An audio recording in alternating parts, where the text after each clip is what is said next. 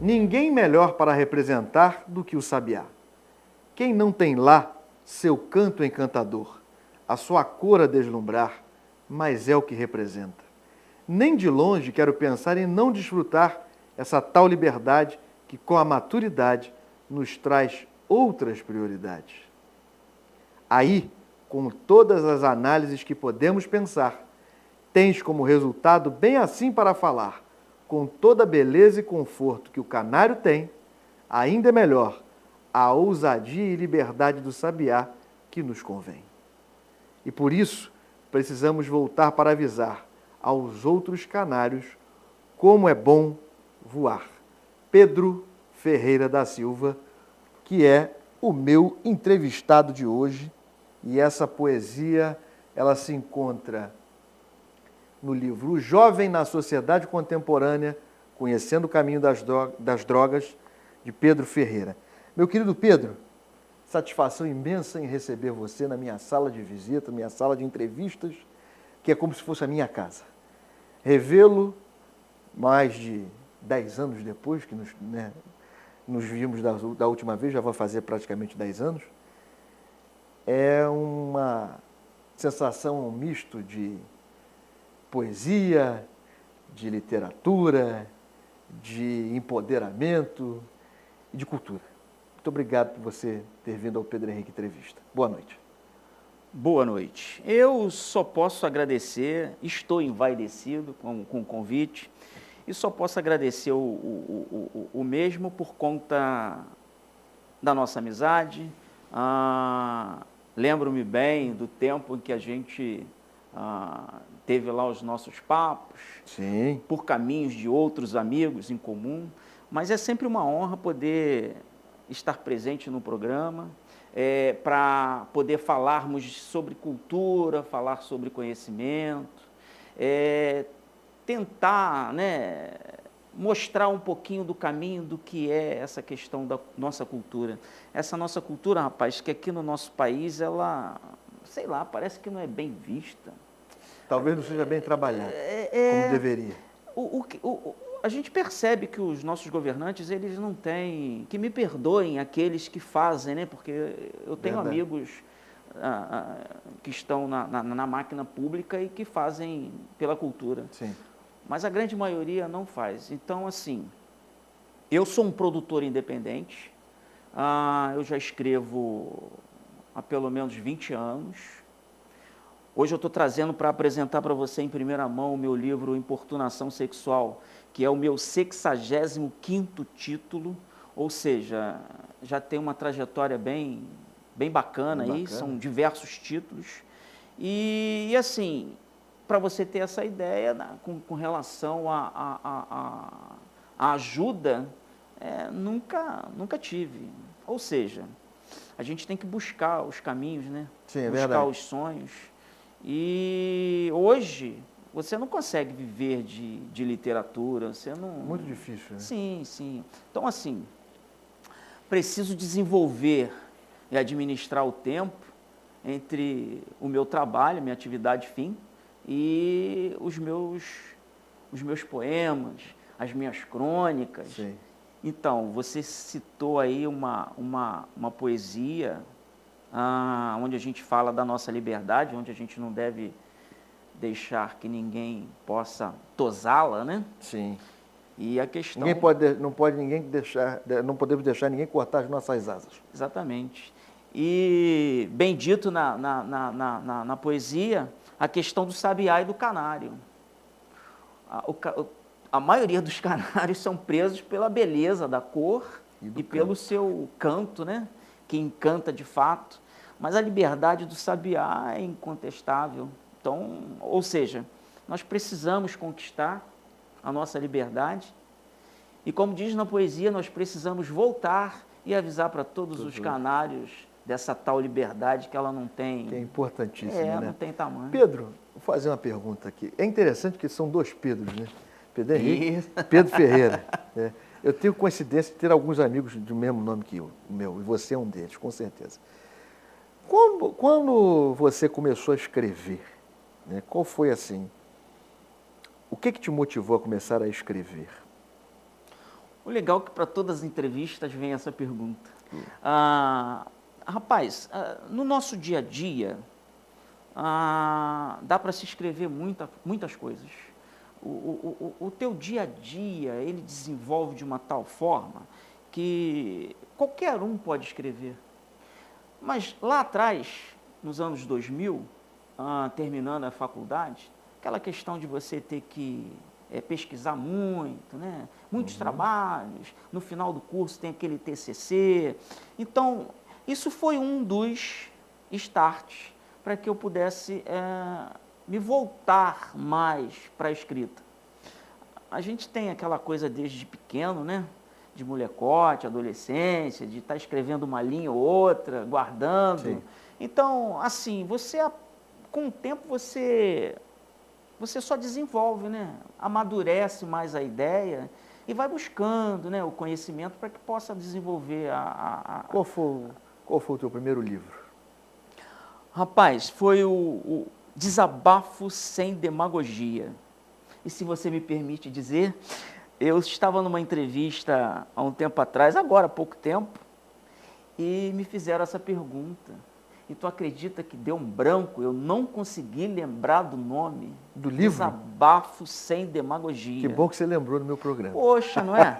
E o que me fez voltar foi simplesmente a questão, caramba, assim, quando você vai para um programa de entrevista, você não sabe o que o apresentador vai te perguntar. Então, você deduz mais ou menos alguma coisa, né? Verdade. Então, como é da tua vida, nada mais fácil para responder. Mas aí ele caiu justamente nessa pergunta e aí não me deixou embaraçado, porque a gente desenvolve de outras maneiras. Por exemplo, eu disse, como vou dizer agora, o que me fez falar sobre desabafo sem demagogia, a questão política. Essa questão de você, de te cortarem as asas, de você, às vezes, muitas das vezes, não poder falar sobre algum assunto, ou então você ser cortado, né? Você está falando e de repente não pode, ou então em algum lugar que você vai, e aí, você não pode falar assim, não pode falar assado. Cara, isso não... Isso te incomodou para você escrever esse livro? Bastante, porque eu rasguei o verbo mesmo no livro. E na época, eu me lembro, em 2002, 2003, causou uma certa polêmica no sentido de, né, muita gente falando a respeito. Mas eu fui Mas é a sua obra. Exatamente. A sua obra, o seu pensamento, né? E até hoje, Pedro, eu venho escrevendo aquilo que eu penso que pode somar para a nossa sociedade. Por exemplo, eu trouxe 3 livros aqui para que a gente possa estar falando sobre eles, e a gente vai entrando nos ganchos e vamos conversando. A questão hoje, como você abriu o programa falando sobre a poesia do livro, se me permite mostrar. Pode, por favor. Esse livro, Os Jovens na Sociedade Contemporânea, O Caminho das Drogas. A gente aqui no meio do livro, a gente tem uma história do Lucas, é um nome fictício, mas que é de milhões de jovens brasileiros. Uma família sem estrutura familiar, onde o jovem, ao invés de ir para a escola, ele acaba indo para o caminho das drogas, e tudo começa, Pedro, com uma coisa muito simples, muito boba. O jovem sai de casa com destino à escola, e no meio do caminho, alguém pede para que ele possa entregar um envelope para alguém que está do outro lado da rua. Um simples entregar do outro lado da rua.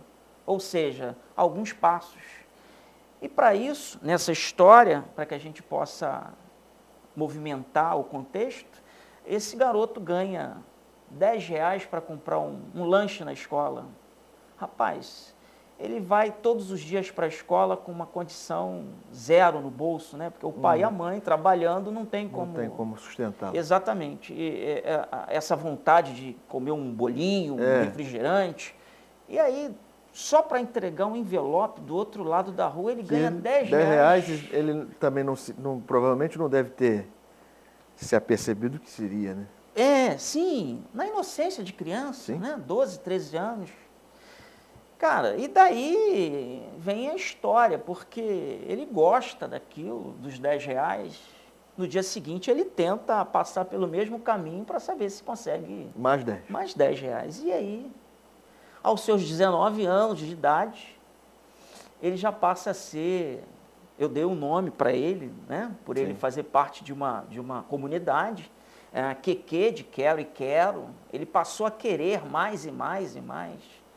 E nesse caminho das drogas, aos 19 anos, ele já se encontra com um pedido de prisão para pelo menos 20 anos na sua vida. Ou seja, eu não posso dar tanto spoiler da Não, obra, nem deve. que é para poder estimular a você, leitura, ouvinte, exatamente. comprar o livro, né, e poder Exatamente. conhecer sobre esse caminho tão nojento que é as drogas. Verdade. E... Só quem tem um problema na família ou que já teve é que sabe o que é isso. Conhece a dimensão, do problema. E os jovens na sociedade contemporânea, ele vem para nos mostrar, nos dar um ar, um oxigênio daquilo do que a gente pode estar consertando, porque com toda certeza, conhecimento, informação nunca é demais. E, Pedro, a gente pode dizer com toda certeza que a nossa juventude hoje ela está literalmente alienada. Você acha que ela anda perdida? Muito perdida. Por conta de quê? Cara, hoje o que a gente tem de ponto, que eu vejo, que está no livro, é essa questão da internet, né? Essa questão do celular. Essa O coisa imediatismo? Exatamente. Eu venho preparando um texto aí para que a gente possa depois estar falando sobre ele, sobre expectativa e realidade. O jovem consegue ver hoje na mídia, nas redes sociais, essa questão de o cara, né, falando de coisas boas, de carro, de status.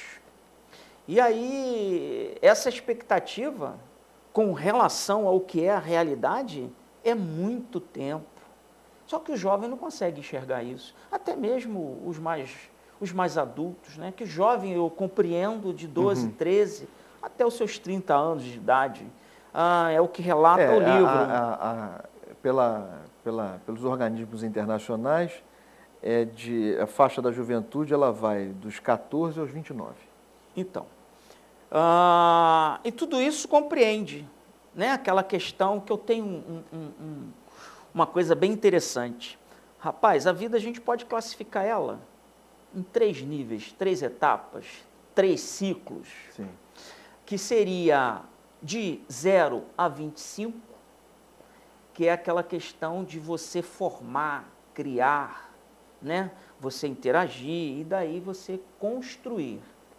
Dos 25 aos 50, você vai estar formalizando, vai estar concretando, vai estar, como é que se diz, alicerçando tudo isso que foi criado até os 25. A expectativa de vida... Exatamente. É um plantio. Seria dos 0 aos 25 a semeadura. Sim. Não é isso? Sim. Você vai semeando. Dos 25 aos 50 já começa a brotar. Não é isso? Não seria o plantio, seria brotar. E dos 50 aos 75 é a hora de você curtir tudo aquilo que você fez até os 25. A colheita. Então, é uma visão de vida para um país que tem uma estimativa de 72 anos, né? Que é o que diz os estudiosos. Então, assim, uma coisa bem planejada, né? Até os 25 você está formando, até os 50 você está cultivando, e depois dos 50 é o tempo de você colher tudo aquilo que foi plantado. Sabemos bem que a nossa vida é de escolhas. E uma vez que você escolhe errado, você vai colher errado. Errado, exatamente. Não tem uma mágica aí. E tudo isso se faz... Não se planta milho para colher maçã. Pô, não tem como, né? Ainda não existe essa mágica. E como você bem perguntou, a questão hoje da tecnologia, ela vem sugando, vem tirando tudo isso do jovem. Por isso, esse jovem tão alienado que a gente encontra hoje. Pelo imediatismo. Eu defendo muito isso. Então, quer dizer... As pessoas não têm mais paciência para ler um texto. Pois é horrível isso. Então, tudo não isso... querem ler uma poesia. Pois é. Perder Rapaz, um tempo tão precioso, que não é perder, você ganhar um tempo. Exatamente. Né? Eu costumo dizer nas minhas palestras, quando a gente vai conversar com os jovens na escola, a gente procura fazer algo que possa ser produtivo, no sentido de mostrar para eles o caminho. Eu tenho um projeto que ele fala sobre ler faz bem. Esse projeto já tem mais de 10 anos. Como é que ele funciona? Ele aconteceu por volta de 2012, 2013, na Academia de Letras de São João de Meriti, na qual na Baixada Fluminense. Na Baixada Fluminense, na qual eu sou membro e estou presidente no momento. Do meu saudoso amigo Gênesis Torres, historiador tremendo. E ele desenvolveu um projeto que nós demos sequência no mesmo, que é livro para todos. De que maneira? Rapaz, um projeto interessante no sentido que a gente tem uma classificação de escolas municipais, escolas estaduais e escolas particulares. O que significa? A gente sai com o edital para as escolas e a gente consegue colher 200 inscrições, onde os textos, a gente pede para que cada criança que participe do projeto escreva um texto, uma poesia, e aí isso passa por uma revisão entre nós, os membros da academia, né? E daí sai o livro, um livro com 200 páginas, ou seja, 200 alunos escolhidos, confecciona um livro. Confecciona esse livro. Esse livro existe uma data de lançamento, onde todos os alunos contemplados participam, e lá é feito a entrega do livro, e ele, o aluno, tem a condição de chamar os seus parentes, né? Famílias, amigos. Então, né? para você ter uma ideia geral da coisa... É interessantíssimo, porque começa a descobrir, inclusive, novos autores. Sim. Né? E dá asas à criatividade dessa molecada. Sim. Né? Que, por vezes, fica ali no telefone celular e acha que a vida se resume em 15, 30 ou apenas um minuto, ou dancinhas. Dancinhas, positivo. E aí... Tem que ter? Tem que ter. Eu não sou avesso à modernidade. Mas eu acredito que tudo tem que ser de maneira moderada. Sim, tudo tem que ter um equilíbrio. E as experimentações, principalmente para o jovem, não pode se resumir a uma tela, sei lá, desse tamanho, mais ou menos. 5 polegadas. Não acredito que isso seja o objetivo de vida e que deva ser objetivo de vida. Eu acredito que quando vocês fazem um projeto como esse, vocês começam a mostrar que a vida ela tem várias portas para ir a vários caminhos. A gente tem que saber qual porta que a gente vai abrir para seguir naquele nosso caminho. Mas se também não disserem para a gente como é que é a porta, é difícil da gente querer alguma coisa. Então, quando você abre esse caminho, mostrando que dá para produzir livros, e de uma maneira compilada em 200 páginas, e faz esse projeto bonito que traz a família para dentro da escola, é dentro da escola, não é isso? É.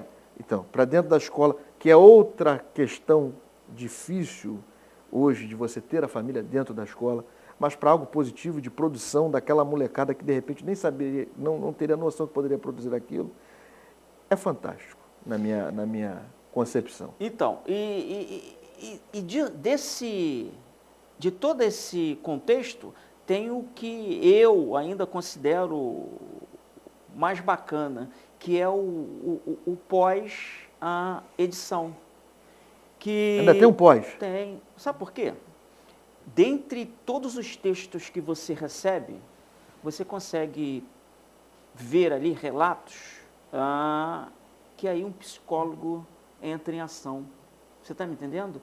É um problema que a gente encontra, é uma dúvida, é uma situação que um aluno desse está vivendo, é uma atrocidade, algo consegue ruim. fazer uma identificação. Exatamente. Com aqueles textos, ainda promover uma questão de saúde. Uma questão de saúde, né? Exatamente. A questão do psicólogo entra pós-edição justamente nessa ideia de você ver o problema e buscar a solução para o mesmo. Então, quer dizer, um projeto que eu entendo que completo. Você tira as ideias negativas de um aluno. Completo. A princípio, para quem está ouvindo pela primeira vez, aparentemente é complexo. Sim. Porque precisa vencer algumas barreiras e a primeira delas é ter a coragem de ir de encontro a tudo aquilo que está errado. Sim. Né? Mas quando você adentra a escola, você traz a família, você começa a fazer uma transformação da sociedade.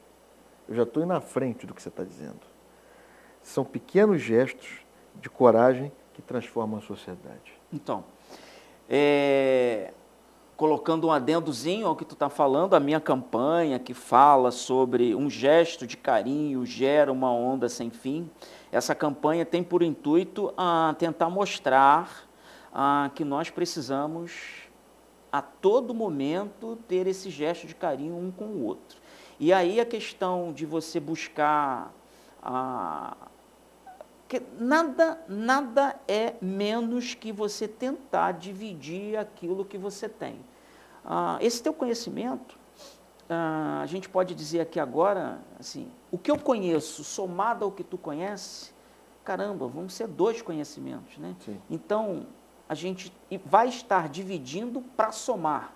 Parece meio louco, a gente está dividindo para somar, mas é verdade, rapaz, é assim que funciona. Essa engrenagem não pode parar. E é dentro desses projetos, são dentro de programas como esse teu aqui, que a gente consegue trazer desse nosso celeiro da Baixada Fluminense, cara, pessoas grandiosas, artistas que a gente consegue perceber no nosso caminhar do dia a dia aí, extraordinários, cara. E que muitas das vezes estão escondidos. Dentro das escolas, onde a gente consegue perceber um grande número de alunos, muitos interessados, mas também tem lá os alienados, que não querem nada com nada. Então, estão ali só para cumprir um horário, entendeu? Estão ali para cumprir a lei, né? Os pais cumprindo a lei, porque o filho tem que estar na escola, e eles estão ali para passar o tempo. Exatamente. Escola não é passatempo. É. Escola é lugar para se buscar conhecimento.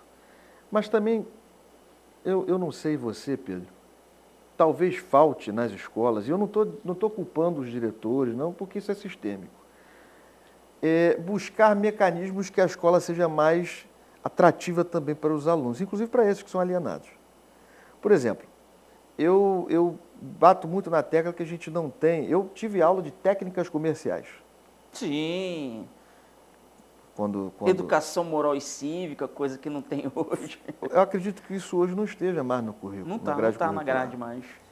Né? Eu não vejo nenhum movimento, por exemplo, das escolas em geral, tá?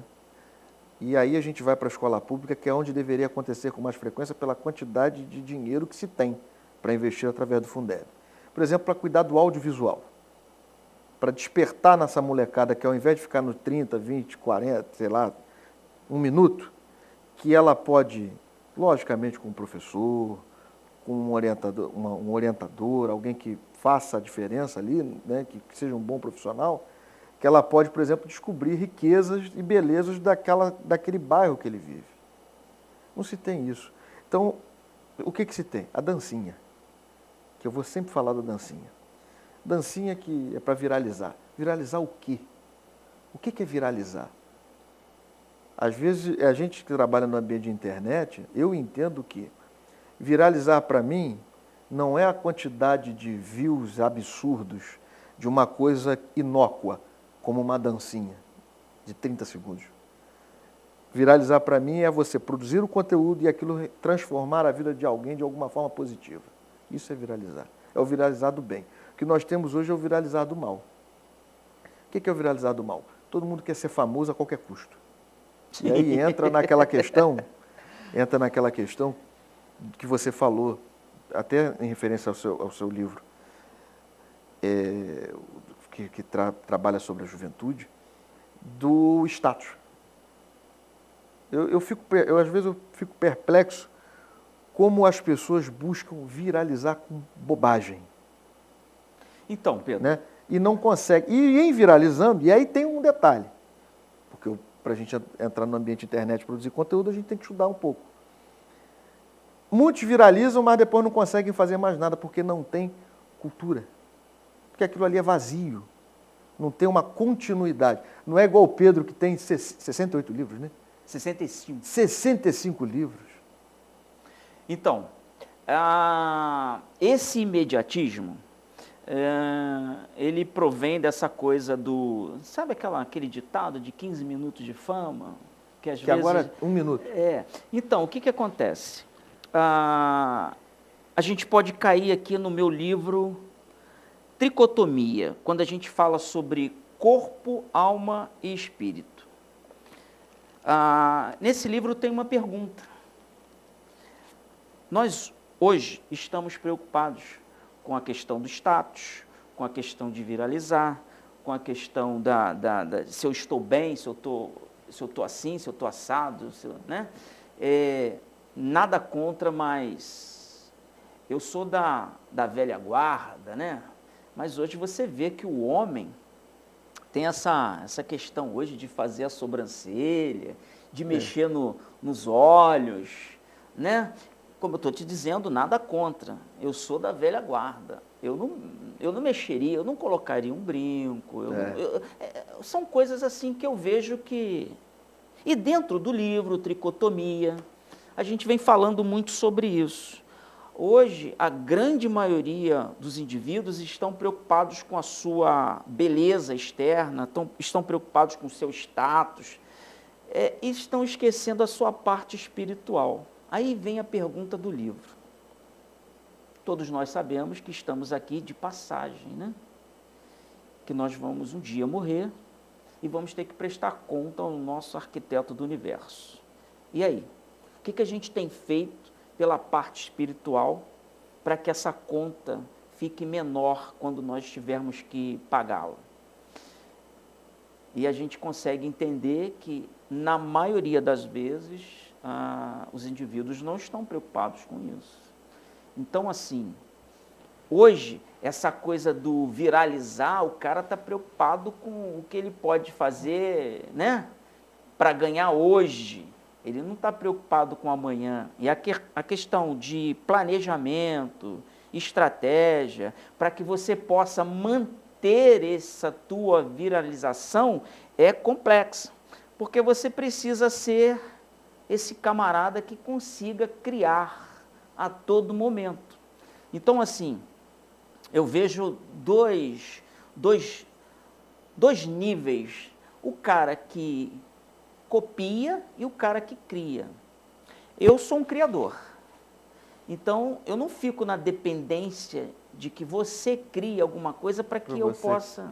E hoje você tem essa questão da dancinha. Vamos voltar à dancinha aqui. O que é a dancinha? Alguém cria aquela modinha ali, a trend, né? Diz que é trend, né? E os outros vão copiando. E aí todo mundo acha que aquilo ali é bacana para chuchu. E eu não acho. Eu percebo, e me perdoem aqueles que não concordam comigo, mas eu preciso dizer isso. Eu percebo uma imbecilização social com isso. É bem isso. Isso traz a alienação, né, cara? Exatamente. Você não fazer parte, muitas das vezes você passa a ser anormal. Quer ver só uma coisa? Se hoje você chega numa escola e... Cara, parece coisa simples, gente, mas é mais ou menos assim. Você chega numa escola hoje, pergunta quem é que conhece o tal do TikTok. E longe de mim querer falar mal da tecnologia, a gente só está colocando aqui como exemplo, sim, é verdade. Positivos e negativos. Ninguém tem essa condição de dizer o que é certo ou errado. Mas se você perguntar numa sala de aula quem conhece o TikTok e quem conhece o Pai Nosso ninguém conhece. Eu posso te dizer isso com toda clareza que numa escola onde eu fui falar sobre um dos meus livros, e eu fiz a pergunta, tá? Essa que eu estou fazendo aqui agora, que a gente está conversando. E você teve a sua resposta? Teve a resposta. Todo mundo levantou o braço que conhece TikTok, que faz. E o Pai Nosso, nada. Muitos sabem que é uma oração, né? Mas conhecer o Pai Nosso que está no céu, santificado. Conhecer e interpretar também, né? Porque... a mensagem que vem na oração. Então, parte tudo do princípio da estrutura familiar. Aqui no Tricotomia, nós mostramos algumas passagens bíblicas para que possa embasar toda a nossa narrativa. Nós temos aqui um olhar de um membro de candomblé, de um pastor, de um psicólogo, tudo para poder endossar o que a gente vem mostrando do que é esse livro Tricotomia, essa questão do corpo, alma e espírito.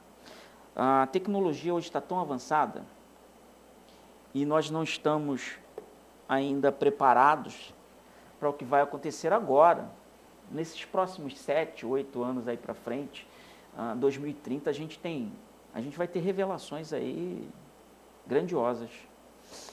Hoje, voltando aí à tecnologia, o conhecer, o falar de humanoides hoje, está uma coisa extraordinária para quem gosta. Sim.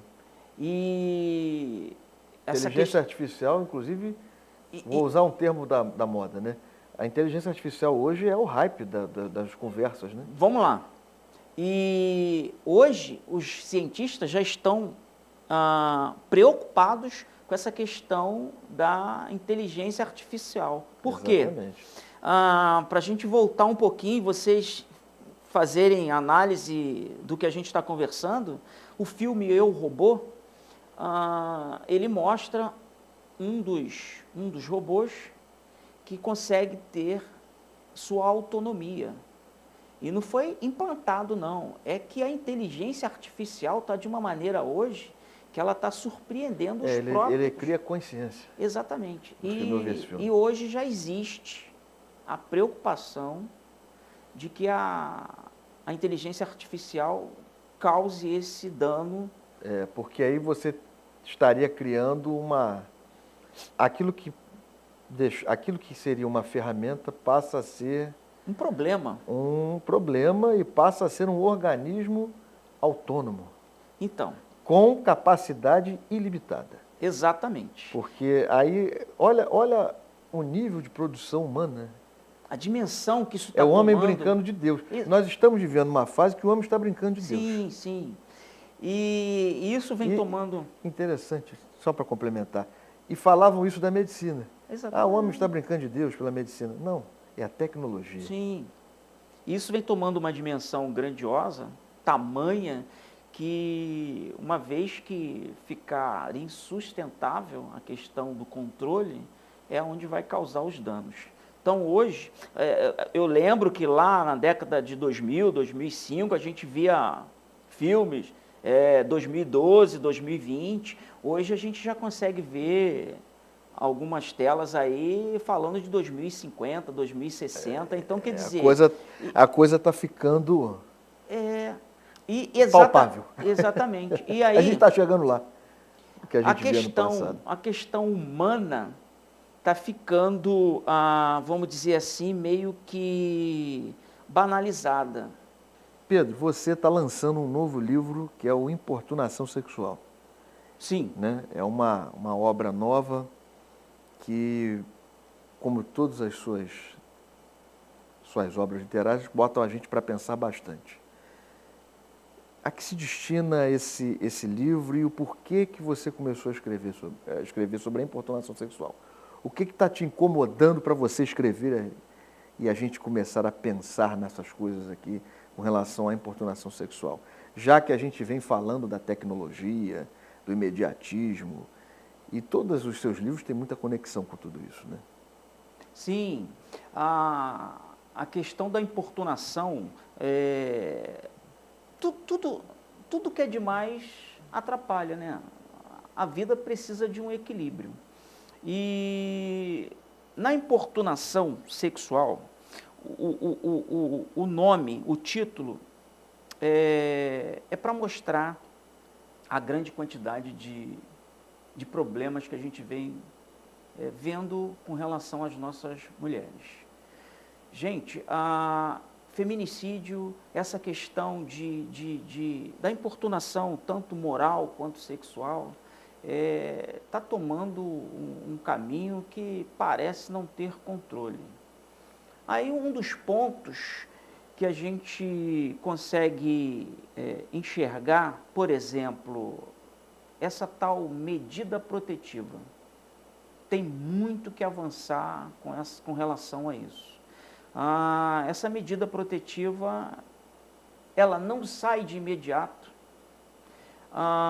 ela não te garante a sobrevivência, porque o cara que está em busca, o réu, vamos dizer assim, porque... Sim.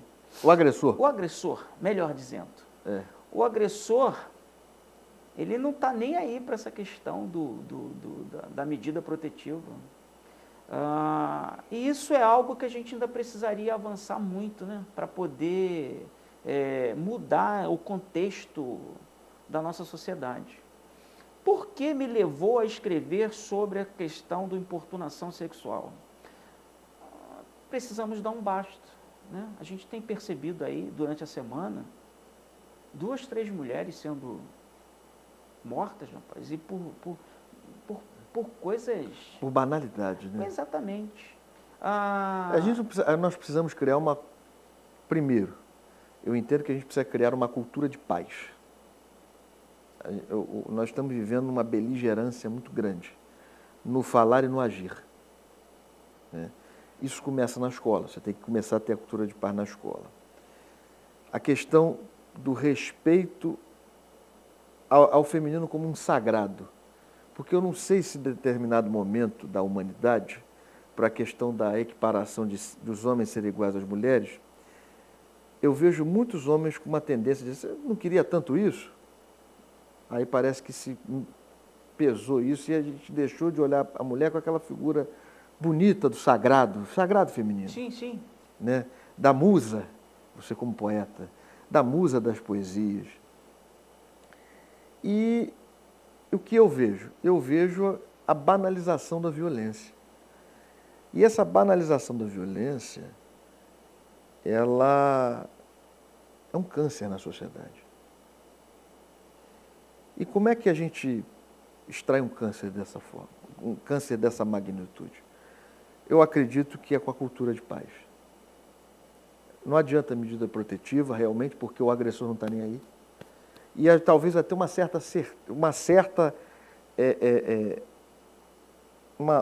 certeza da impunidade, às vezes. Na maioria das vezes, sim. Em outros pontos, é que o agressor não está pensando em nada, ele está meio que cego. E aí, ele não vê... Eu não sei, cara, eu teria que estar no corpo de um indivíduo assim para poder entender essa questão de questão por que a mulher não quer mais aquele relacionamento, ele quer tirar a mulher, quer matar a mulher. Então, quer dizer, isso é algo doente, né, cara? Então... Essa questão, voltemos a... A educação, vou repetir, sem ser enfadonho. A questão da educação, da cultura de paz, é fundamental, então. Nesse processo, exatamente. Porque a gente começa a trabalhar a questão do respeito, a questão... Eu vejo essa beligerância, quando eu falo beligerância, é a falta de educação no trato entre uns e outros. sejam eles homens e mulheres, mulheres e homens, mulheres com mulheres, homens com homens, até crianças. Isso me incomoda. Isso tem me incomodado. Não. E o que gera polêmica, que eu digo polêmica com relação a essa banalização da cultura de beligerância na internet, rende views, rende likes, gera até fake news. Então, uma coisa puxa a outra. Puxa a outra. A gente precisaria entender que, de imediato, para se ter uma sociedade melhor daqui a 2 ou 3 décadas, a gente precisa paular muito a questão da educação, do conhecimento. Cada indivíduo desse que está imbuído das suas responsabilidades, faz um pouquinho. Você com o seu programa tentando mostrar um caminho, eu com os livros tentando dentro da literatura desenhar um caminho, e assim são todos os outros artistas que procuram de uma maneira ou de outra caminhar para um lugar que seja melhor. E tudo isso tem que trazer a educação e a informação. Então vamos lá. É bem visto que os nossos governantes, aí eu vou voltar lá no meu primeiro livro, rapaz, eu não vejo nossos governantes tão imbuídos para uma educação top. Entende? Haja vista que há tempos atrás, eu não sei se hoje ainda está dessa forma, que estava se passando os alunos, né, de série, mesmo sem o conhecimento. É aprovação automática. Pois é. Isso é horrível. Isso não existe, rapaz. Isso não existe. Aí o que acontece com isso? Hoje você vê profissionais causando dano, hoje você vê profissionais irresponsáveis, e por conta de... Isso não é por conta dessa aprovação automática agora, mas isso é por conta de um desleixo lá atrás. E hoje teria como se fazer um acerto para daqui a 2 ou 3 décadas, como disse anteriormente, para melhorar. Agora, fica uma pergunta no ar, né? Quem é que quer essa melhoria? O quanto que isso vai ser benéfico? Poxa, rapaz, cada dia que se passa a gente vê... A gente, quando começa a bater um papo, falar sobre essas coisas, a gente fica meio que indignado, porque tem uma coisa que eu acredito muito. Quanto mais tu conhece, mais chateado você fica. Porque as coisas tomam um rumo tão chato, que você fica assim, caramba, o que eu estou fazendo aqui? Aí cabe... Parece que você é só um no meio de uma multidão que nada quer. E aí cabe a nós, né? Formadores de opinião, escritores, jornalistas, comunicadores, buscar fazer a nossa parte. Alguma coisa, exatamente. Porque, como diz no livro Tricotomia, os tempos vão ficar feios.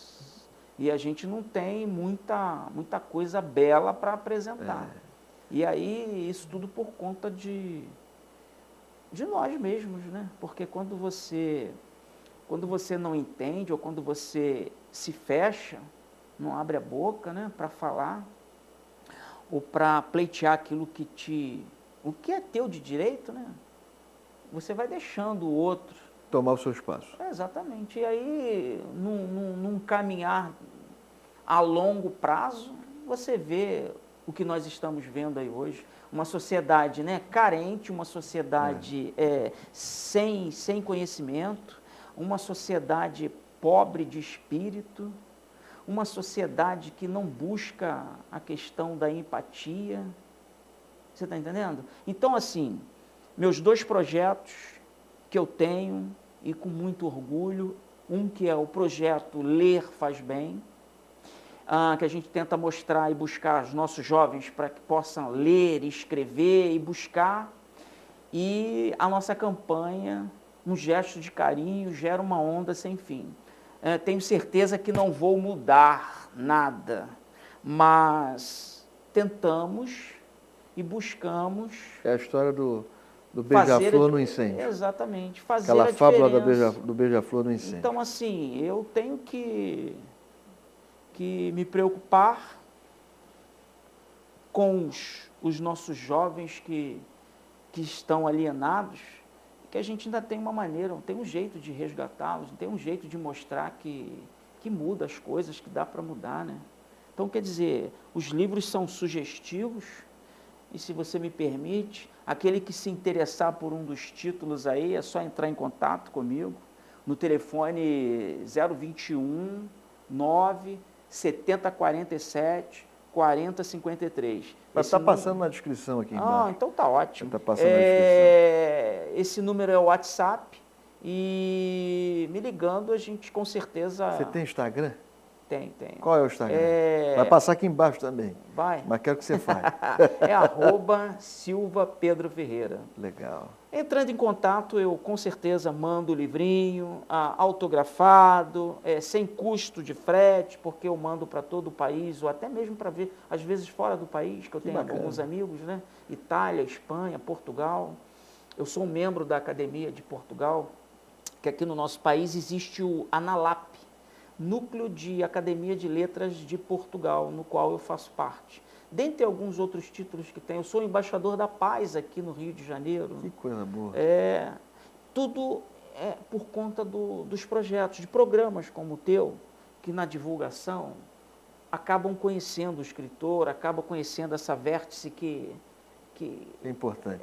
Que agrega valor, né, cara? Verdade. Então, você é convidado para falar sobre os teus projetos. Então, quer dizer, isso tudo só vem... Isso é imensurável.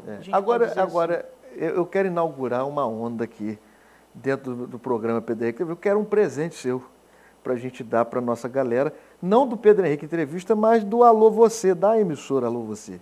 Sim. Né? Você tem aí um presente para a gente? Eu Uma tenho. obra literária sua? Dentre os livros Opa, que nós estamos aqui apresentando hoje, esse livro aqui, Acredite 2, esse é um livro de poesias que, acredite, são 1000 poesias inéditas distribuídas em 3 livros. sim. Então, você pode ler de forma individual ou não. Então, esse Acredite 2, eu deixaria de presente para que depois você pudesse presentear um ouvinte. Um telespectador, um inscrito do canal no YouTube. Exatamente. Aí você pode ver qual seria o jeito que essa pessoa ganharia o livro.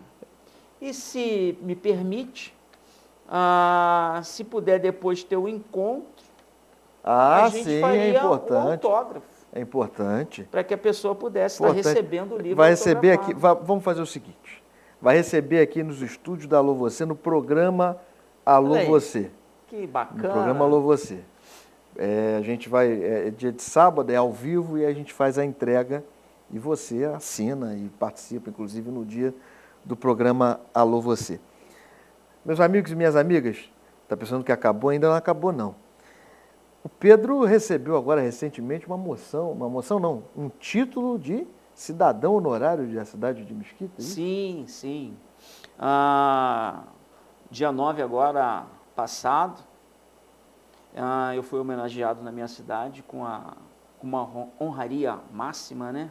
A medalha de José Monte Paixão, um prêmio que não vou negar, eu vinha correndo atrás para que eu pudesse ganhar, porque isso é mérito, né, cara? Quem lhe conferiu lá? Isso vem do parlamento, não é? Da cidade. Isso. Foi o vereador Bruno Lucena. Que legal. Eu posso dizer que os vereadores lá são todos amigos, né? Inclusive o presidente da Câmara, o Gelson Henrique, numa outra... Que eu conheço. Conhece? De outros tempos, tempos. Estudamos juntos. Gelson Henrique, Marcel... Sim, Jogo Talento, exatamente. E tantos outros. Tiago Barbante, que está agora, ele é do condomínio onde eu moro, inclusive, vizinho.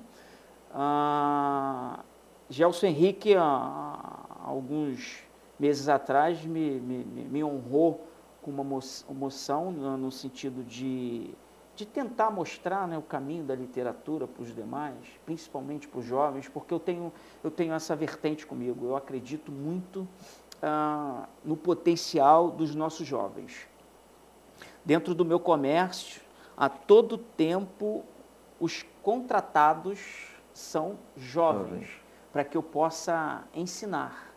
Então, assim, hoje, nesses 23 anos que eu tenho como comerciante, eu consigo ver um gerente, consigo ver um dono de comércio. Então, quer dizer, inspirações boas que tiveram e que levaram para frente, levaram para a vida. Então, quer dizer, tudo isso contribui, te traz aquela gratidão interior, né, de você estar no caminho certo. E aí, semana passada, dia 9, eu fui homenageado pela Câmara com essa medalha. Que coisa boa. É uma coisa bacana. Parabéns, né? Parabéns. É algo que você... Mais uma vez, parabéns, né? Agradeço. E é aquilo, né? Vida precisa continuar e a gente precisa fazer mais e mais.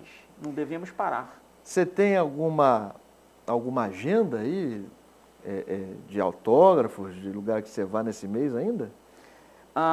Então... Como é que está a sua agenda? Se eu quiser te encontrar para comprar um dos seus livros, ou para bater um papo com você, como nós estamos tendo esse papo agora, aonde a gente pode te encontrar ao longo desse mês? Então, estarei agora no dia 26 no Top Shop, no 3º piso, onde vamos estar fazendo a apresentação do livro Importunação Sexual e alguns outros títulos. Acredito levar 10 ou 15 títulos que eu possa ter para poder apresentar. E isso dia 26. E dia... esqueci a data agora, vai ser em Paracambi, mês que vem, que é junho. Sim. Na segunda quinzena, eu não sei se é 23, 24, é algo depois do dia 20, não me lembro agora. A gente vai colocar na edição aqui.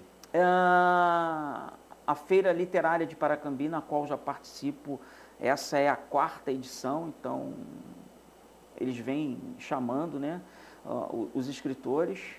E uma coisa que eu gostaria de falar, essa questão das feiras é algo muito bacana, interessante e pertinente. É trazer o escritor para próximo do seu leitor. Algo que, coisa de 2, 3 décadas atrás, você de repente falar com o escritor é algo de outro mundo, e não tem nada a ver. Somos iguais. Exatamente. Né? E essa questão de aproximação, isso é interessante demais, bater esse papo na hora lá do autógrafo, escolher um livro, ganhar um livro de presente, por que não? Às vezes tem alguém que, olha, eu estou fazendo aniversário, então não convém cobrar. É verdade. Não convém, Pedro. É verdade. Você está me entendendo? Entendo. E acontece. E é um prazer imensurável a gente poder participar dessa coisa. É gratificante demais você encontrar um jovem que vem comprar um livro teu. Eu conheço você é o poeta. É maravilhoso. Sim, esse reconhecimento é extraordinário. E aí tem duas vértices que dá isso a você hoje, artista, né? Eu, Pedro. Os programas, um como esse teu, que dá a oportunidade, isso passa a ser uma vitrine para todos nós. E o que fica gravado na internet não se apaga. Exatamente. E a questão das feiras, né? Que é aquele contato pessoal ali com o teu leitor, é você abordar e falar sobre um tema. Então, quer dizer, isso tudo é muito importante, gratificante, e eu fico eternamente grato por todas essas oportunidades, que eu não perco uma. Falando em ser grato, e encerrando aqui o nosso Pedro Henrique Entrevista, quero agradecer ao meu entrevistado de hoje, Pedro Ferreira, dizer da minha satisfação. Eu não vou ficar aqui fazendo conta da minha idade, porque eu não faço mesmo, mas eu conheço o Pedro há mais de 20 anos. Há mais de 20 anos. E nós tivemos uma oportunidade, eu vou registrar isso aqui, de nos conhecer em um movimento feito por jovens, apoiado pela Câmara Municipal da cidade de Nilópolis, à época, chamado Café Literário. Existia uma professora de ensino médio, professora Ellen, uma vereadora que era professora à época, professora Nilceia, 2 jovens, um de nome Pedro Henrique, que é este que apresenta esse programa, e um outro chamado Anderson Cruz, que é um professor de língua portuguesa da mais alta excelência no que faz. E aí nós conhecemos o Pedro lá, né? Essa oportunidade que eu tive, nunca mais esqueci, nunca mais nos esquecemos, e hoje o recebi 20 anos mais tarde, no programa Pedro Henrique Entrevista, com 65 livros. Positivo. 65 livros escritos. Ler é te dar asas. Ler te faz voar, ler te traz conhecimento. Quero te pedir as suas considerações finais para o nosso público aqui do Pedro Henrique Entrevista. Bom, eu só posso agradecer a tudo isso que vem acontecendo na minha vida, primeiramente ao nosso arquiteto do universo, em segundo, a minha família que apoia sempre os meus projetos, em terceiro lugar, aos meus convites que eu recebo dos meus amigos, para que eu possa divulgar o nosso trabalho. E não abro mão de falar dos meus livros, das minhas ideias, do meu projeto Ler Faz Bem e de uma campanha, gente, que vem fazendo um sucesso tremendo. Um gesto de carinho gera uma onda sem fim. Nós nunca vimos um mar sem ondas, então o amor, a empatia, o carinho precisa ser desta forma, nunca parar. Então por isso a campanha dá tão certo. Um gesto de carinho gera uma onda sem fim. Esse é o meu alô para vocês. Muito obrigado, querido. Um abraço. Satisfação. Igual. Até o próximo Pedro Henrique Entrevista.